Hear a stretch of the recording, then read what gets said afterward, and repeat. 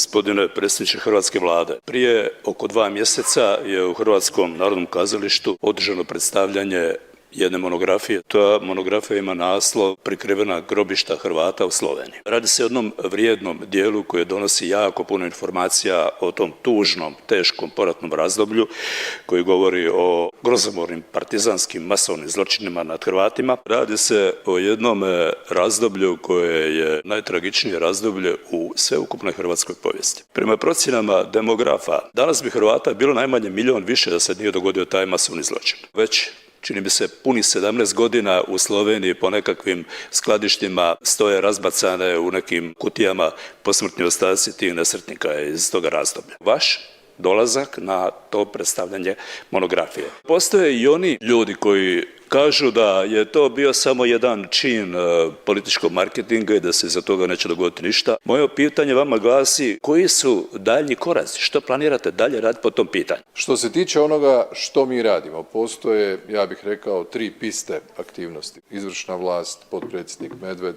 povjerenstvo koje vodi potpredsjednik Sabora i znanstveni projekt koji će biti financiran u koordinaciji Ministarstva znanosti i obrazovanja. Ima nešto što možemo napraviti, a to je da konačno jasno i glasno kažemo tko je to počinio, u ime koga, u ime čega, tko su bili žrtve, da sva ta stratišta obilježimo na jedan dostojan način i to tako da na tim obilježjima jasno stoji opet o čemu se radi, a ne da bude neka uopćena fraza kao recimo ovdje počivaju žrtve poraća. Kakvog poraća? Ko je to počinio? Zadatak ove naše generacije je da to riješimo, jer ako mi to ne riješimo, ostavit ćemo to u nasljeđe onima koji dolaze iza nas, a u međuvremenu ćemo samo imati daljnji rast društvene napetosti i sukoba.